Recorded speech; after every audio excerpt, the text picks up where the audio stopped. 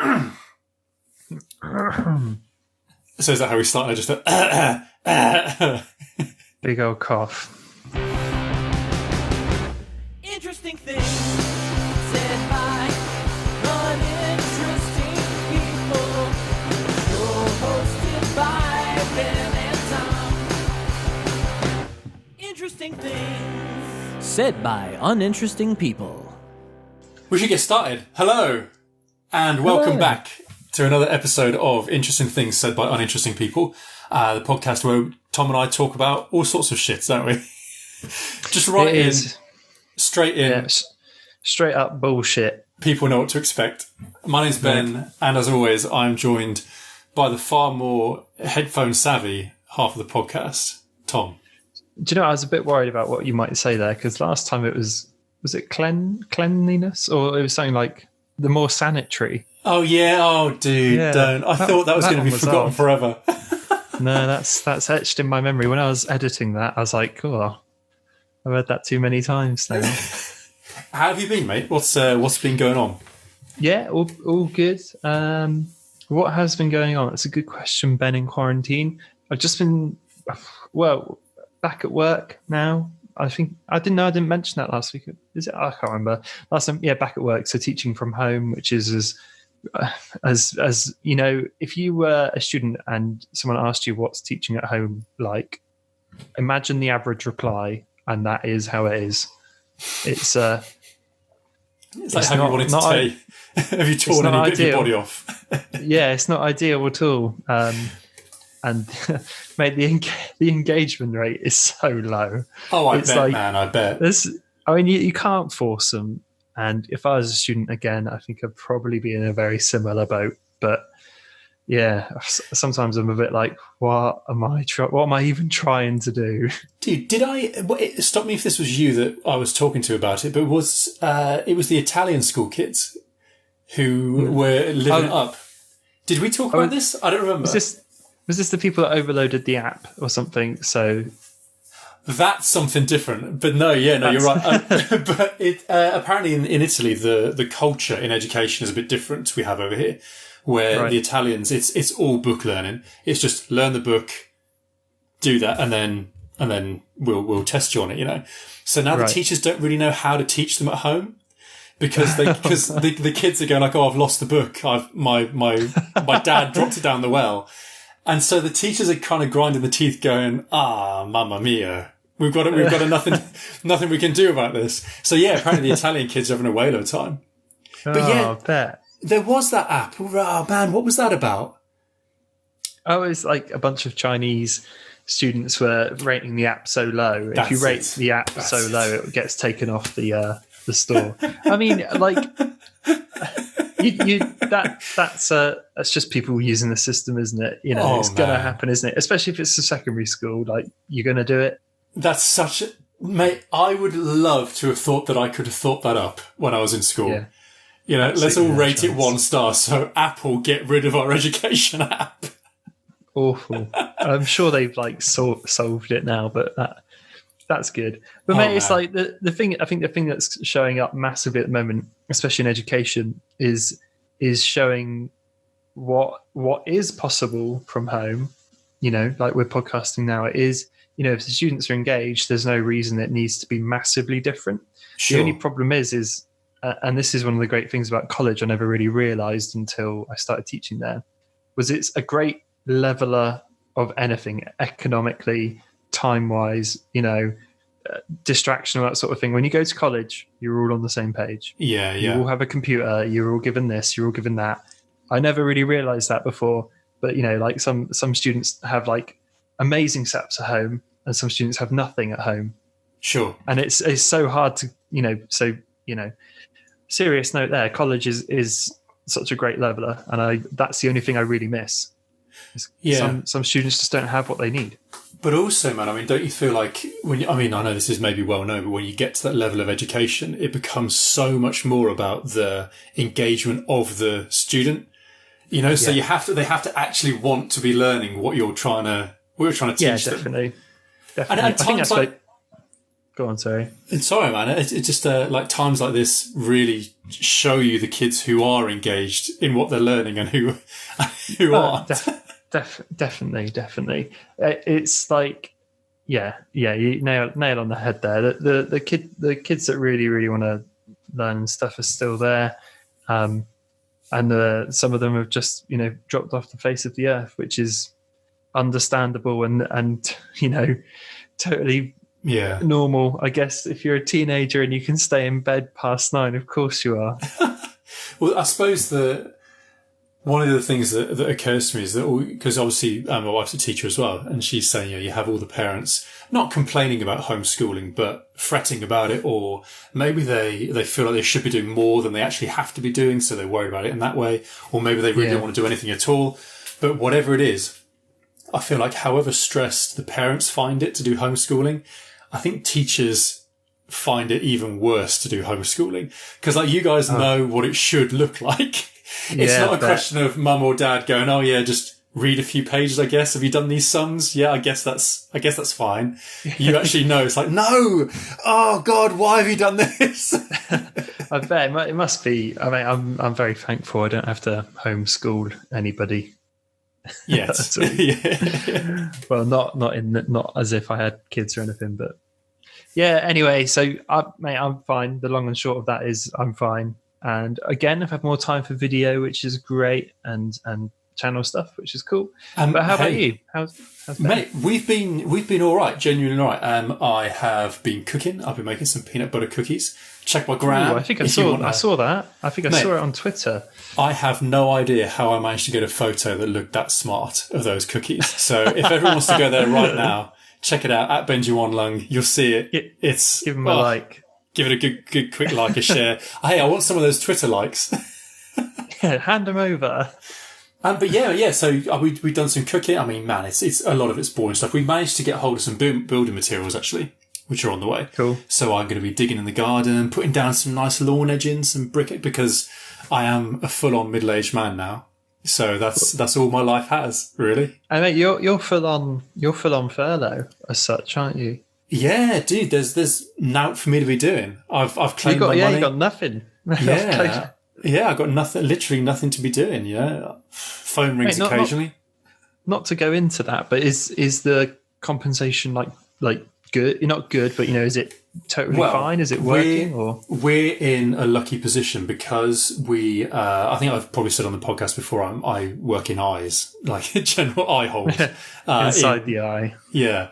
And we, so I'm kind of lucky because we contract to the NHS. So I'm going to try and keep this as interesting as it's possibly going to be. But basically what happens is we claim, depending on how many patients we see, we claim a certain amount of money from the NHS every month.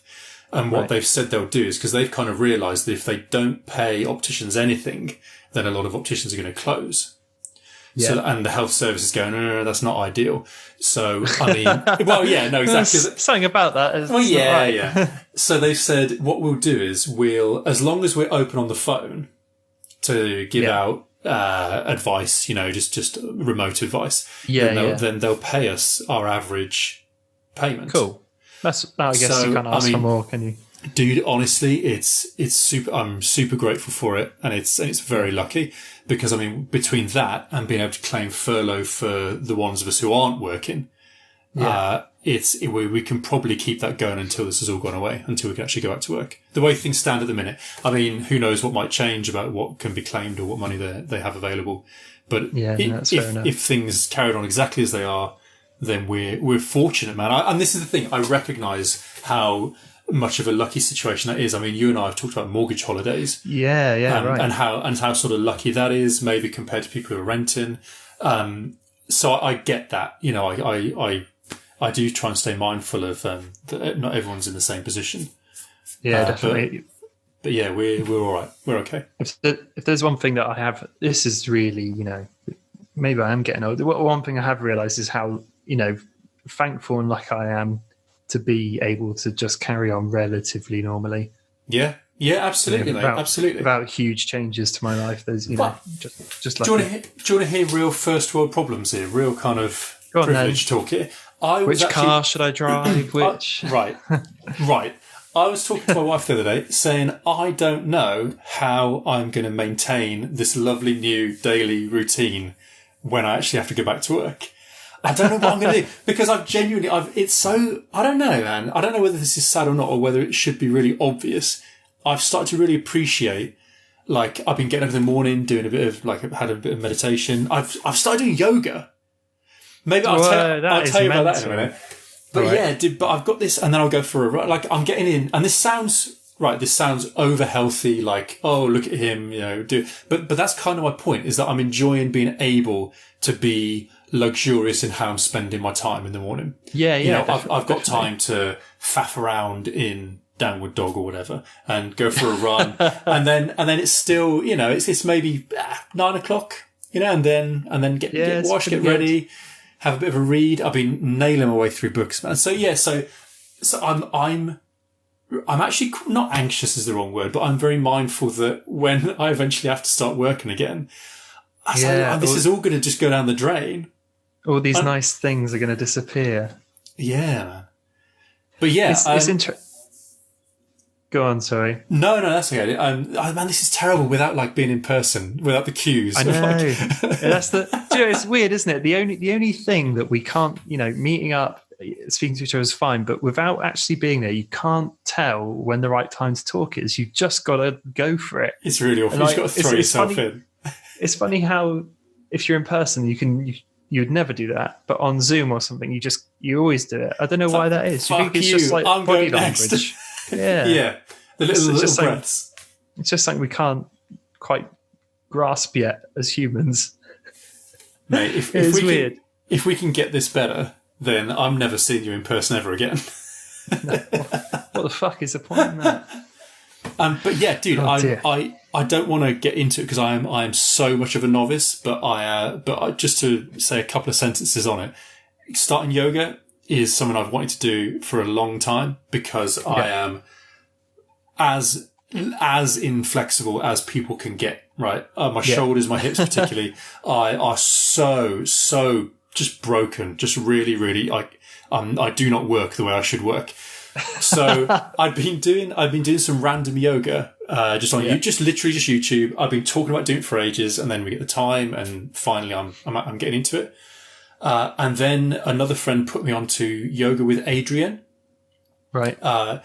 Adrian has a YouTube channel, and I think the series that I'm doing is from maybe a few years ago now. I think it's 2015 maybe. Right. But she does a 30 days of yoga thing, right? I'm only on, at the minute, I'm on like day 6 or 7 of this. So I don't feel like I can give a well-rounded review, but except to say that I am noticing a benefit of doing it. 100%. Really? What? Yeah. What? Like just more more flexible? I'm getting a little bit more flexibility. I mean, it's super early days for that, but I'm so much more aware of sort of my posture, like how I'm sitting. Like if I'm sitting slumped or whatever, I'm aware of it now. So I kind of straighten myself, roll my shoulders a bit. Out. Dude, I found myself stretching through the day, not like athletic stretching, but I stretch my shoulders a lot more than I ever used to. I'm more aware. I know some of this sounds super wishy-washy, right? And I make no apologies for that because it's okay. It is just good. Yeah. I mean, I would recommend it. Yeah. I didn't think I was going to talk about that, to be honest, but yeah, because it's very new to me.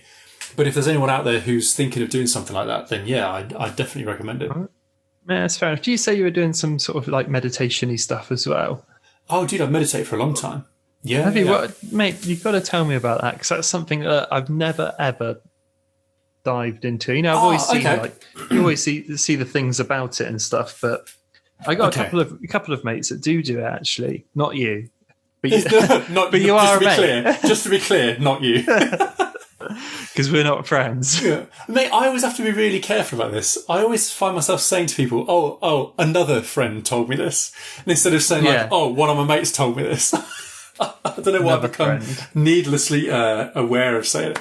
But dude, so meditation, mate, I would, again, man, I would 100% recommend it. I don't feel like you would find many people who have started meditating, got into meditation, and then go, nah, I wouldn't do it. I wouldn't bother. Yeah, fair enough. So to give you I use an app. I use the Headspace app. Yeah. Actually, I don't know if Headspace still do it, but they always used to do a 10 in 10 trial thing where it's like it's 10 daily sessions of 10 minutes where Andy something is the guy's name is, and he narrates most of them, where he walks you into how to do it, like basic techniques. And mate, it isn't, I mean, it's sort of focusing on the breath. There is a meditative word for this technique of meditation, but it's focusing on the breath rather than focusing on like a mantra, which I think is Vipassana meditation. I don't know. But yeah, so you're focusing on your breath. You're very physically aware. And yeah, man, I tried to describe it to my brother a long time ago as it's almost like mastering for life. I know that's a reference that you might understand. So like in audio where you take all the tracks that you've recorded for a song, like drums, guitar, bass, and then there's a process that you go through just to make them meld and make them sound like one piece of music instead of just lots of different instruments. It's like that for your life. You don't, I mean, I find myself more aware of what I'm thinking, if that makes sense. Like I've started saying, oh, Ben, you're getting angry about this, or you're getting stressed about this, or look at how happy you are at this. And it's, man, again, it's one of these things where I feel like if people are listening to me talk about this and going, oh, fucking idiot, doesn't, meditation's not for me. If they say, if they're really not into it, I'm not going to be able to persuade them. And no, because you're either open to the idea that it would make life a bit better, or you don't believe that it would. Yeah. Mate, is it one of those things where I don't know, and I think it is with many ways, a lot of stuff's like this. Do you kind of like put in what you get out? So like if you really think, if you kind of get in the mindset that it is helping you, then it will help you. Whereas if you're always feeling a bit cynical about it, it will just never really work. Yeah, that's part of it as well. Yeah, 100%. But he's always quite careful because they do. So the way the app's structured, you can do sort of one-off sessions on a day-to-day, or they do packs where it's like a 10-day or even a 30-day session lineup session where they build over a theme of like focus or stress, or there's loads and loads of different ones. But one of the running elements of it is that it's very sort of low stakes. Like he'll keep reminding you, going, look, don't worry if you feel like you're not getting anything out of this yet. Don't worry if you feel like you're doing it wrong. Don't worry if you feel like you can't do this. And he's obviously been doing it for a long time, because he can almost say how you might be second guessing what they're doing. Yeah, of course. He's obviously had enough people give him feedback, as a tutor of this sort of thing, where people have gone, oh, well, look, I find I can't concentrate on this because of that. He's got a lot of answers to things that you might have before you even realise they're an issue. Well, that's good. But mate, Headspace, the app. I mean, hey, if someone's interested, it's free. And then 3 for 10 days, I think, or you can do the 10 sessions, I think, as many times as you like. That's fair. And then, so my other question is like, did you? Because I think meditation is quite a specific thing to get into. Did you feel like you were? This feels like an interview now. Do you feel like you were? Did you feel like you were stressed, so you thought, what can I do to get rid of it? I'll try meditation. Or were you like, I need to try it because, or were you just interested? I think because I've been doing it for a fair old while now, I think what got me into it originally was hearing someone talk about how great it was. And I forget who that, but I seem to remember hearing, maybe it was on podcasts. Maybe it was on, but this was, I don't remember where it was. But yeah, well, I must have heard someone talking about it. But I remember people saying, yeah, you should meditate. I know what it was. I was listening to the Tim Ferriss podcast. That's what it was. Yeah. And a lot of his guests, that's what I noticed, is that all of his guests were saying, I meditate. And these are people like Richard Branson, these are like successful people, like in entertainment or sport or business or whatever it is. And one of the running themes was some kind of meditation practice. So I tried that. That's really interesting. Yeah. And the thing is, I found like as soon as I started doing it, I started to see the things that it was applicable to in my life. Right. So where I was, it's like if someone, like again, comparing to the yoga, mate, you might not realize that you had stiff shoulders or that you couldn't raise your arm in a way you should be able to until someone says, raise your arm. until you until you start to learn things that you could be doing, and you see how you can't quite get there. Yeah. So yeah, man, it's interesting. I would recommend. It's honestly, man, it's good for everyone. I don't know. I can't think of someone who it would actively not be worthwhile at least trying for. Yeah.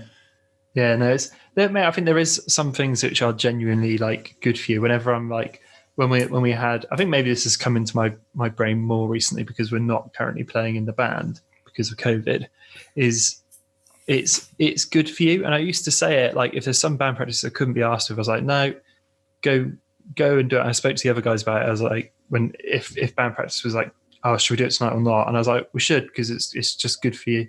Like it would just make the second we get out there, it'd be like, yeah, it was worth it. It's always a good laugh. Like, so something about playing music, I think, just makes you feel a bit better. I always feel a bit more like, not relaxed, but just like, oh, that was cool. It's good. It's just good. You can just tell. Dude, it's really wishy-washy. No, it isn't. No, 100%, mate. I mean, again, not just to make the last comparison to meditation, because I think you're right with the music, man. They say that if you can't find 20 minutes in a day to sit down and be still, then that's when you most need it. 20 minutes. Yeah. I think and it's the same with music, man. I mean, if you get to practice like, I can't really be bothered, maybe that's the days when you most need to let loose and play some music and just get down to it. Maybe. I think it leads on. Not it doesn't lead on, but another thing that really annoys me, and I think you hear this all the time. I hear it all the time, especially at Pet Truck, is people say, "Oh, it's I don't have time for that," or "I don't have time for this," or "I don't have time for that," or like when I say I do the band and YouTube or whatever, they're like, "Oh, I wish I had time for that." It's like, well, I've made time for that. I know everyone's in a different situation, but everyone's got, like you said, if you literally can't spend 20 minutes a day doing something for yourself, then there's a life balance inconsistency that needs to be sorted out. Well, maybe some of that is what people mean is I haven't got time to be successful at that immediately. Yeah, maybe you're right. You know, and when you say, oh, I want to spend an hour in an evening working a little bit on my YouTube channel, you can hear people who don't understand what that means saying, oh, well, what are you going to achieve in an hour? Yeah. You know, what are you going to do in an hour? It's like, yeah, but it's doing an hour every other day, or it's doing an hour every day. That's it. That's the key. But dude, mate, sorry, man, you go on. All right. Just can't get it right. Sometimes I'll, in the evenings, like usually like this sort of time, usually after dinner, but before me and Callie do something for the evening, whether that's like watch film or watch some Netflix or whatever, is I'm just going to go upstairs for like an hour I usually just say to just do channel stuff. But a lot of the times I'm not actually doing anything actively for the channel other than just thinking about it and thinking, right, what do I actually need to do? And sometimes I don't really write anything down. Like sometimes I use an app called Trello just to keep track of like thoughts and ideas and stuff. I've seen your what's on my iPhone videos, mate. Yeah. But sometimes it's just useful to just be, literally just to spend that time thinking about it. I don't even, like I say, sometimes I just sit up here and watch YouTube. I'm not really watching it. It's just on. And I'm just thinking like, okay, well, this could work or that could work. Or I'll open up Premiere and try something very quickly, like 10-minute projects, like just to see, how would that fit together if I tried it? And those little like 1 hour or half an hour, sometimes like 15 minutes. Sometimes those are so useful. Yeah. And I'll get like a big idea from that, or even a little idea of just how to start a video. And it will go like I don't want to make this all about me, but I will. The last video I did was that AirPod one, and all I used was like, I just kind of opened this box and it had like, it was full of pink wrapping paper, and I was like, oh, that looks pretty cool. Like it'd be interesting to try and work that into a video. Sure, and that was one of those times where I was like, I'm just going to nip upstairs for like half an hour. I just want to see if it will work. And I tried like pushing some stuff around. I took some pictures. I was like, oh, that looks really cool. I'll do that for the next video then. And the whole video was that. And it's been the most comments I've ever had on how a video looks. And it's just because I spent that little bit of time thinking about it. Yeah. It's really useful. It is crazy, isn't it, man? I mean, I love talking about creativity, to be honest. I mean, I know you and I waffle on about it to each other, both on and off podcast recording, because it's such it's one of these things that's such a mystery to people who maybe aren't in tune with it at the moment. Definitely. But it's so obvious to the people who are sometimes. Just that attitude of, well, it doesn't matter. I'm going to spend 20 minutes looking at cat videos. Because, if that's giving me some kind of, inspiration of how I'm going to edit my footage together, or you sit listening to people play music or talk about music. Yeah. Man, this is the thing, is like, when people often say it, like, oh, I'm not a creative, it's like, that's fine, because I felt like I wasn't up until I started really doing YouTube stuff. I always felt like I was just kind of tagging along, like that impostery sort of syndrome sort of thing. Sure, I think a lot of that goes to being a bassist, because it always felt like I was just tacked on. It's still important, but you never, it's one of those things. You're not the guitarist, 100%. You're not a singer, you're not the drummer holding the whole thing together. You're just kind of making everything glue. You're enriching everything. Just definitely. It's like, there. My job is to make the guitar sound good, or my job is to glue us all together and make sure no one falls out of place. But being creative is it's such a choice, and once you make that choice, that's it. You've done it. There is no magic serum or anything like that. Yeah. And, I was talking to my brother about this the other day. I was saying that we were just chatting in general, and I was talking about people with natural talent, because I think there is a certain pool of people, like if you've always been able to sing, and maybe it's because you've been doing it since you're young, or you've just got a great voice for it. Some people do have that, a bit of natural talent. And the thing that I hate the most is when people have that natural talent but like don't really develop it. It's like, I can sing really well, or something like that, and it's like, I've worked my fucking balls off to be pretty good at filming. Sure. I go back to my first videos and wince, like, oh. Whereas I'm like, oh God, if that person that can sing this well with barely trying, imagine what they could do if they.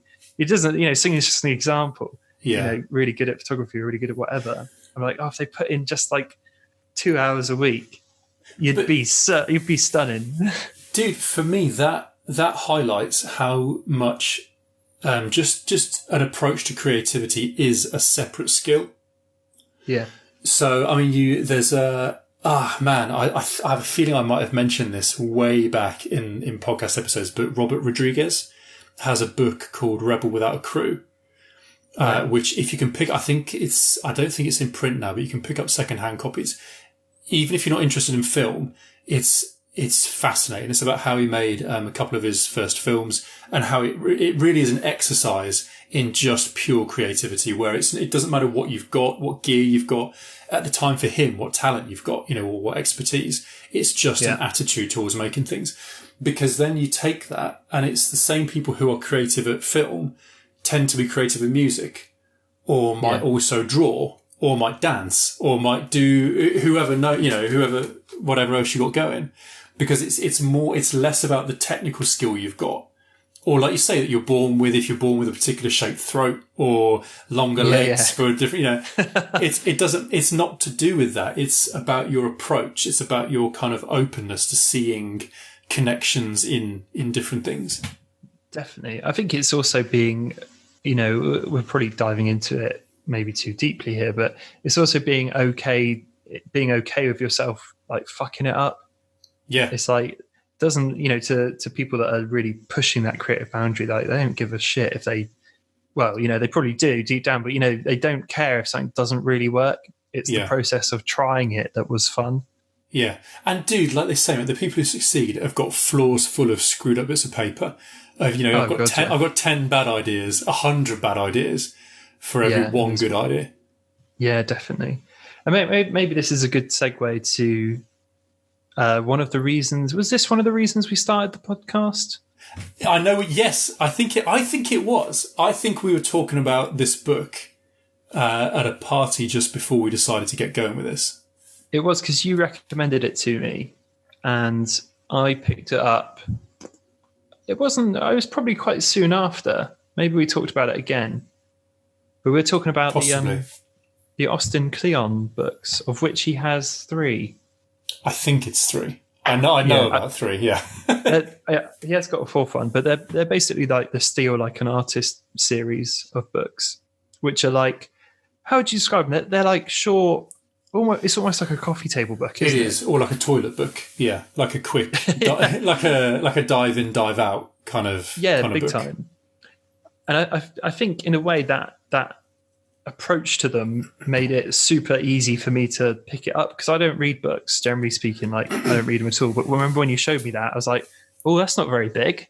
Sure, yeah. and what? Most of it's pictures. Yeah, I can handle that.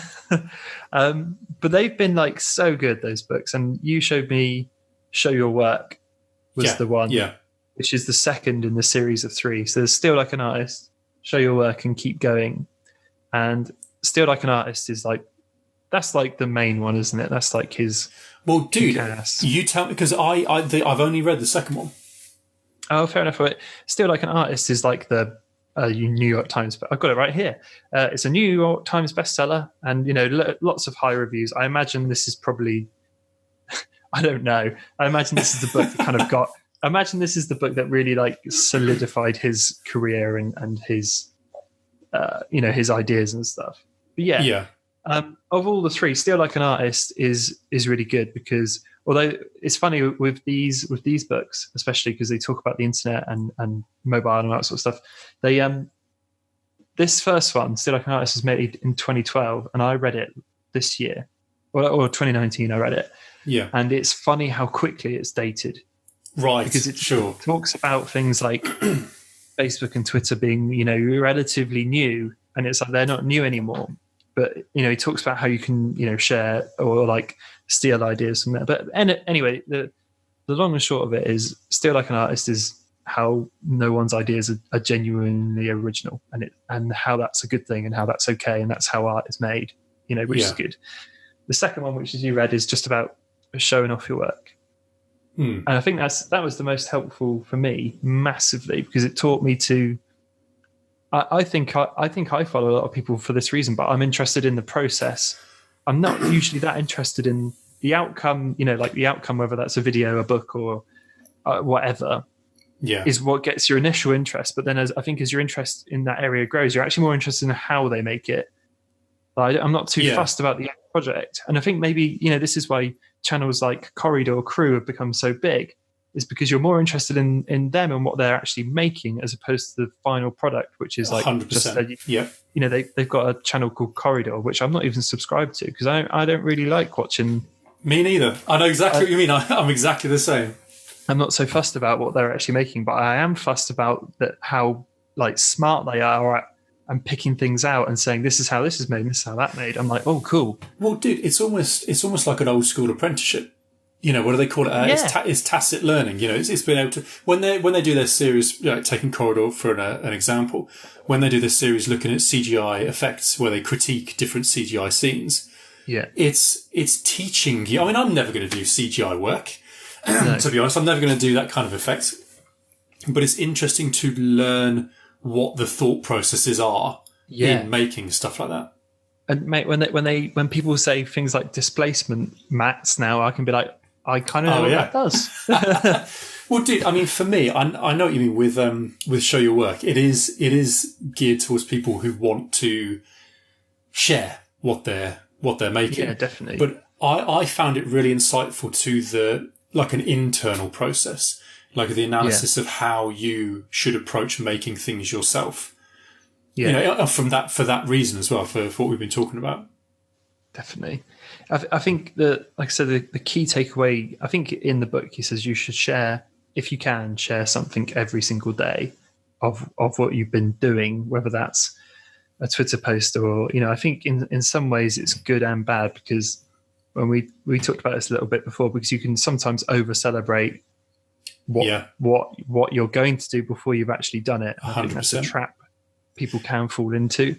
But I started when I read that, I started sharing a lot more on Twitter more than anything, and that's like, I've really enjoyed that process, whether it's for me or for other people. But I actually like looking back at the pictures I've tweeted in the media section, and just go, oh yeah, I remember when I was doing that. Oh yeah, that was quite fun. It can always lead to other stuff as well. Absolutely, cool. I think it's like the old school idea of artists keeping journals, like sketch journals or work in progress journals. Yeah, definitely. Well, that's probably a good way of thinking about things like Twitter. If you're a creative or something, it's like it is your digital scrapbook that people can look in all the time and go, "Oh, what's that? Well, what's he said here?" Mate, that's if you got the followers. Yeah. Some of us don't have viral phone colour posts, you know? Some of us have just got peanut butter cookies. Hey, those cookies are amazing, mate. I 100% encourage you on that. Mate, speaking of phones, though, you've got a new bit of tech news, haven't you? Or a bit of a... Oh, look at that transition, Ben. I didn't even see it coming. There it is. Please no. Please no. Well, I've got the new iPhone SE, which is Apple's budget model iPhone, if you can believe that. Dude, this is to be boring with it for a minute, because I will be. Mate, don't just take a minute. is right. All smartphones as of the last maybe since 2018 have really pushed the boundary of what people want to pay, like 800, 900, £1,000. You know, I think the Samsung Galaxy S20 Ultra is like £1,400.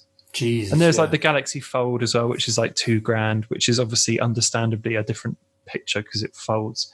But you know, phones gotten like crazy expensive, and it's really a really interesting thing for Apple, who are one of the people that are charging these high prices. Like I think if you max out an iPhone 11 Pro, it goes up to like £1,600, which is, you know, mental money. You know, that's 2 laptops. Which is just nuts. Is they come out with a brand new phone which has got an older design, which is dated, personally, my appearance, but it's a brand new phone from Apple with the same processor their most expensive phone has, and it's £419. Jesus, man. And that's quite unprecedented for Apple to do. They did do an iPhone SE before, like the really small one, which was pretty much targeted, I think, at the Indian market at that point, because a lot of people were buying like the older 5 and 5Ss, and Apple just wanted to capitalize and throw it on there. But I think it's an interesting phone, and I'll talk about this more in the review, is because it's also a sign of the times a little bit. I think Apple's lower end, that those lower models, I think Android was just gobbling up that portion of the market, in a sub £500 market, was just being absolutely annihilated by Android. And but Android phones typically, not so much pixels or anything, but if you bought a Samsung phone, for instance, it's going to be like 300, 400 quid. It will receive updates for maybe a year and a half. Yeah, you know, sure. not massively long. Samsung will keep it secure, which is, you know, in many ways more important. They'll do their own Samsung updates for it. But in terms of like new operating software and stuff like Android updates, it will get forgotten about so quickly. And I think Apple just saw that, you know, market, and we're like, wow, let's go for it. So like the iPhone SE will stay up to date with iOS for 5 years. Which is if you're paying £400 for a phone, that's less than £100 a year, and that's a brand new iPhone. It's not like a submodel or like a, you know, it's not got like objectively much worse than the other ones. It is, you know, it's on the same level in many ways thanks to that processor. So it's an interesting move.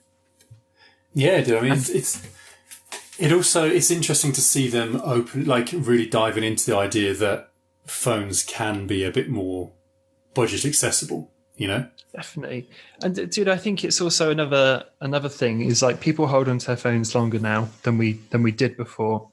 Like a lot of people, you probably still know people that have got like an iPhone 6 or a Galaxy S7 or, you know, or whatever. We've still got phones that are like 3 to 4 years old. And Apple more recently now have moved into the services. So there's like Apple TV, Apple Music, you know, all that sort of stuff. So that's where the new market will start growing as people start holding on to the phones more. How are they going to make the money? Well, it's like, well, through the services stuff. So Apple TV, which is why they've started doing that. Yeah, dude, wrap that all up, the phone itself is actually totally fine. Like I've gotten Good, okay. I've gotten so used to it so quickly. I almost feel a little bit bad. Like, yeah, What am I it's like, doing with all these high-end phones? yeah, you know, I could if someone said to me that's your phone now for 3 years, you know, on a technology level, I'd be like, oh, that's a bit disappointing. But on a realistic level, I would forget in a week, Yeah. and it would be absolutely fine. It's totally fine. And the one thing I have loved, and you probably get this with your Pixel 3 anyway, is Sure. it's just being I can literally hold it and use the whole thing in one hand. Yeah. Which sounds I like hear you, I feel man. like Yeah. I feel like a twat for even saying that, but it's been such a long time, pretty much since my iPhone 6 or 7 or whatever, that I've been able to actually do that. And Yeah. it's really nice. I'd really forgotten how useful that is to just hang use on, it. mate. A sub £500 phone that you can actually use with one hand. That's like two for two. Yeah, I know. And I think for all the people that are holding on to like the iPhone 6, 6S, 7, people that, you know, people that like people still got the original iPhone SE, it's going to be such an easy upgrade. It's probably cheaper than what they're paying now on contract. You can pick it up for like £22 a month, which is wow. If you've got a kid or a teenager and they want a new iPhone and it's like, here it is £25 a month, you'd be like, that one. Yeah, done. You know, you wouldn't even think, like my dad would be exactly the same. He'd be like, oh yeah, I'll get the new iPhone. It's new. That's as far as the thought process goes with it. That's all it needs to go. It's one of the new ones. Yeah, it's one of the new ones. Yeah. But yeah, mate, that's the iPhone SE. It's amazing. If you want a new iPhone for cheap, then you can't go wrong. Sure. Can we expect a full review at some point in the near future? You can. I'm hoping for Monday. Actually, I did all the voiceover today, so I'm hoping Monday. It depends how. I was going to say busy. How bothered I can be. Yeah, well, it does come down to that sometimes, but it depends what we're doing on the weekend. Like, Callie's still at work full time, so I do make time for her on the weekends rather than just burying myself in here and recording phones. But yeah.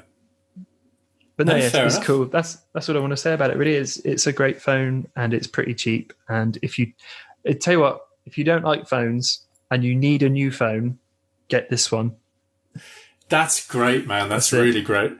What is it that It's funny, man. I don't know why this springs to mind, but I'll share it with you. It's completely unrelated. When you're saying about how if you don't like phones, this is the phone for you. But that's how I heard Black Eyed Peas described once. It's hip hop for people. It's hip hop for people who don't like hip hop, and it's pop. It's pop for people who don't like pop. I don't know why that sprung to mind, man. But yeah, it seems about right. Well, dude, from high tech to the lowest of low tech. The lowest of tech. I have become a massive old nerd because I've got a book. I've got a book to tell you about. Yeah, man, that's right. The written word. I've been doing a lot more reading, obviously, because there's nothing else to do. So my Amazon purchase history, dude, has shot through the roof. I actually feel like I might have a bit of a problem. So, mate, I've ordered so much, like I wouldn't normally buy from Amazon. They must be loving this period. Oh, I bet they're rubbing. Jeff Bezos is rubbing his little greasy hands together, mate. But yeah. So I, to be honest, mate, this is going to be podcast material for weeks to come because I'll be like, oh yeah, I also read this because I've been tearing through it, man. But there's a book I read which was exceptionally good. What was it? Go on. It's called Educated. Yeah, and it's by a woman called Tara Westover. Now I'm going to share some stuff about the plot. Go on, but I'll only share what I think I heard going into it. And I really loved it still. So I feel like that's fair enough. Go on. It's not fiction. It's her autobiography. It's the story of her growing up, and her education. And I cannot express enough just how mental this story is. It is absolutely crackers, considering it's a real life story. So she grew up in Idaho. She was she's one of 7 kids, I want to say. Yeah, it's either 5 or 7. But she's the youngest girl as well, the youngest and the youngest girl, and her parents are Mormon. Now, and she says she's really clear at the start of the book. She's saying this is not a book about whether religion is good or bad. She's saying, some people are religious and good people, bad people, whatever. But she's saying that the Mormon faith in them is what made them quite overzealous, her parents. Like her dad especially was, he gradually went off the rails when she was very small. So, he was very Bible heavy. He found passages in the Bible that said that he interpreted as it being that milk was evil, but honey was allowed. So one day all the milk's out the house and they're eating cereal with raw honey. What the hell? They live a very rural sort of off-grid lifestyle because he was quite paranoid about the government. He was quite paranoid about the end of days when the year 2000 rolled around, because she's about the same age as I am. I think maybe a little bit younger. So she was a kid when year 2000 rolled around, and her dad was ready for that to be the end of days, for example.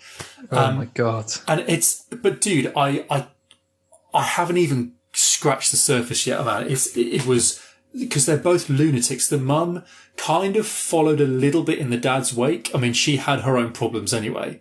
But the dad is like the driving mental force of this. And I mean, I say mental man, he probably is, without being derogatory, he is most likely mentally ill in a couple of ways, so I say mental, I shouldn't really, because but he is off grid, with regular society for one. But even there's almost like two parts to the book. There's the bit before she leaves home, and there's the bit after she leaves home. The first bit is crazy just because of how you wouldn't believe what happened to this family. Like the number of car accidents they had where the mum got paralysed and had brain damage but survived. Or where the dad is trying to cut open, because he runs a scrapyard, he's trying to cut open fuel tanks and ends up exploding off the bottom half of his face and all the skin on flesh of his hands. One of her brothers has another car accident and gets messed up. They have spikes going into them, limbs nearly being chopped off. I should say actually as well, the mum is like the village medicine woman. They don't trust this. So none of this involves doctor. Well, pretty literally. None of this involves hospitals, because again, the lack of the trust of the government thing. But so the dad gradually gets more and more dangerous, and one of her older brothers starts getting quite abusive as well, in a physical sort of way. Like a physical and an emotional kind of way. He's quite abusive towards her. So it's quite an intense story, it's really captivating though. And especially that first half where there's all these crackers things going on. It's a page turner, But then, I mean, man, the second, I don't know if it's half and half necessarily, but the second act, if you like, where she's decided she wants to leave home and go and get an education. And she starts to realise what she's missed in her, like there's a scene, she had this event where she's one of her first times in a college where she doesn't know what one of the words means, in the textbook, and the lecturers sort of glares at her and says, "Oh yeah, very funny. Yeah, thanks very much." And it's because she didn't know what the Holocaust was. So the lecturer and all the classmates think that she's taking the piss in a sick kind of way. But, that was when she's saying she started to realise, how could I not know that this had happened? And then she goes on to become a historian. She goes on to become very, very well educated. But the interesting, if you like, bit of the second half is where she cannot get away from her family. And it's the way it's interesting to have an insight into someone who's living that kind of abusive life where she's been torn between, she genuinely loves her family. Despite everything, she genuinely loves them. She cannot just drop them, but they are so comically shitty. Yeah. So, I don't want to say any more, right? If someone's listened to this and they want a book to read, Educated by Tara Westover, man, it was insane. Like you would not believe that was someone's actual real life. I need to. I really.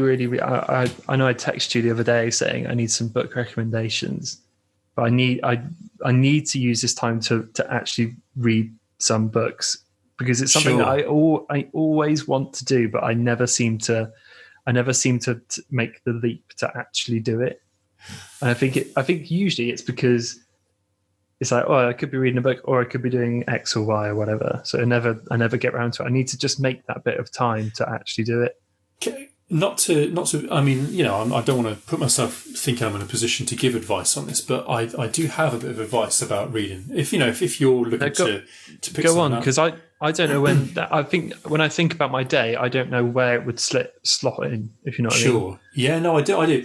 I mean, one of the biggest changes that I made was deciding actively to stop only reading books that I really like the look of.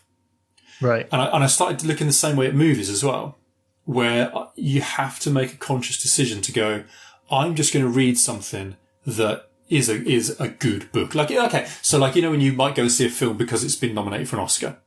Yeah. Or how last one that springs to mind is Parasite, where that had loads of accolades, everyone was raving about it.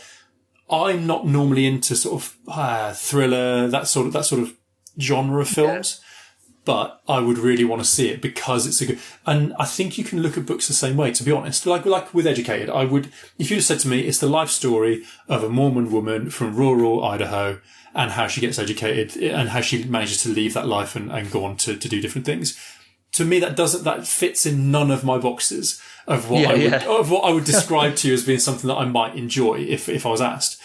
But I think you just have to do it. You just have to pick one at random and go. It's like the Netflix scroll. You scroll down going, oh, not that, not that, not that one. Don't really like the look of that one. You just got to dive in.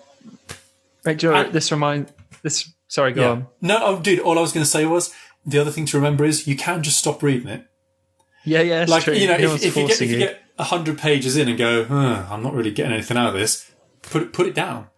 Yeah, put it down. Don't bother. It's fine. It's fine. I was going to say, it reminds me of when we went on the plane to Japan last year, which was literally like a bang on a year ago.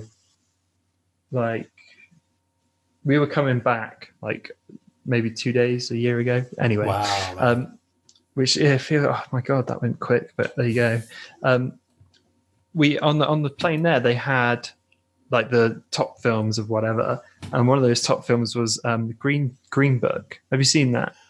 Yes, and like I have. It's one of those films that doesn't tick any boxes for me. I read the blurb, I was like, sounds vague, but then next to it, it's like won award. I was like, do you know what? I've got 12 hours to spare on this plane. Why not use 2 of them for this? And like, I remember I whacked it on. I remember about maybe 40 minutes in, I was like, this is literally one of the best films I've ever seen. Yeah, mate, I really agree. It's so good. I mean, we're just looking at time. I think we're coming up on the end of the episode. I mean, man, we should just talk about Greenberg for like 5 minutes, man. Yes, dude, let's do it. It's just so good. I wish I could remember. It's Viggo Mortensen, and I'm going to butcher his name. It's Mahershala Ali, I think. Yeah, it's something along those lines, isn't it? Yeah, I recognised him from Luke Cage of all. Cottonmouth things. Yeah. Mate, I remember I said to Callie on the way when we were flying back, it was on there. I was like, you should watch it. Honestly, I thought it was incredible. And she's like, no, I didn't watch it. But then I managed to convince her to watch it. I don't know, maybe 6 months later. I was like, we should watch it because it was out then. On planes you always get them early, don't you, for some reason? Yeah, sure. And it was out. I was like, we need to watch it. And sat down. She absolutely loved it as well. I think it's almost like a Shawshank Redemption. Like, I don't know how you would dislike it. It's just such a good story. It's weird. It's one of those films that I don't want to over egg it here, man. I think we both. It sounds like we both really enjoyed it, but it's almost like one of those films where you realise you're in the presence of art. Where you're watching it and it suddenly starts to dawn on you, like, holy shit, like this is just good. Or like when you listen to a good album, whatever style, you just listen to it and think, fuck me, this is decent. On fire. So I mean, we should say, man, it's the story of so is it set in the 50s, 60s? around that sort of time. Yeah, it's after the war, isn't it? So Yeah, it's like 50s maybe. So old Viggo is like a club bouncer, and he plays him so well. Yeah, and he gets tasked with driving this pianist around to different gigs in the South of America, where it's still very racist. Oh my god, yeah. And it's very racist. Of course, it's a true story as well. Yeah, that's crazy. And it's just about their relationship and how that develops. Yeah, and in a way, it's a classic classic story that's been told probably 1,000 times of people that are pretty opposite coming together to actually be good friends. Yeah. But because he's relatively racist at the start of the film. Yeah, he does quite a few. He puts the 2 drinks in the bin that the black guys have been having at his house. Yeah. And then towards the end, he's not like that at all. It's great. Yeah, it's Greenberg, definitely worth a watch. I mean, I know we came into this unprepared to talk about it, so I'm not going to try and dive in like on a deep dive. But it's a solid film, man. Really solid film. Great stuff. Do one more word on TV and film before we sign off. Cue the slowpoke Pokemon picture. But I've just me and Callie just started watching Killing Eve, which is oh my god, how did I miss it? Sort of thing. Really, I've not watched it. I haven't seen it at all. Mate, yeah, I'm sure you'd love it. It's it's just so fantastic. To give you a super brief summary, it's basically about an agent that works for MI6, and she's a bit bored. Is doing what seems like a relatively standardy desk job, but then gets roped. She's got some good ideas, so she gets roped into a slightly bigger task force, and then not a task force, but then is tracking a murderer. And then this, to cut a longish story short, the murderer takes a very particular interest in her, and then it's about how their relationship develops over that time. And it's the classic cat and mouse game that she wants to catch her, but also doesn't want to catch her because then the catch would be over. And it's the other way around for her as well. She doesn't want to be caught, but she wants to be chased. It's the classic, when 2 people that are doing so much stuff about each other, and then when they finally meet, see each other, you're like hearts pounding. It's like, oh my god, they finally, met up. And mate, it's great. Lots of crazy shit happens. It's well worth your attention. Oh man, I think I might have to add it to the list. Yeah, as I told you, I'm still working my way through Money Heist. Oh, that was the Spanish thing, wasn't it? Yeah. Oh man, it just, I know I mentioned it last time, but it just goes from strength to strength. It's again, awesome. A return to the wreck. Yeah, mate, I think we're pretty much. We're dried up like an old well. We've actually kept some stuff in reserve that we can talk about next time, which is always nice. Yeah, thank God for that. But yeah, we should wrap it up. Where can people find you on the old socials? It's the old @Bite Review everywhere. But where can they find you, Ben? Well, @BenjiOnlung if you like pictures of cookies. Please like. Yeah, absolutely. Thanks as always to Tony Thaxton for our theme tune. And if you have got this far, if you've listened to all of this, then you can leave a review in app. You can do it right now. You can just review the show. Just do it. Do not prove it. If you've gotten this far, prove it. Yeah, because we don't believe you. You know what? We don't even care what the review says. 5 stars. That's all that counts. Just the 5 stars. And then you know what? You can just write any old nonsense in the review. They don't even read them. No, just right. I certainly don't read them. Tom's a twat and Ben sounds annoying. Dude, that's what we want to see. That's what we want to see. 5 stars. So that anyone coming fresh to it without having listened to it will be like, what the fuck is going on in this review? What the fuck? So do it. Yeah, like, share, whatever. And review us, please. Nicely. Please don't. Please, nice please, stuff. Nice nonsense. Please, maybe. And then we'll see you all in the next one. Goodbye. Bye.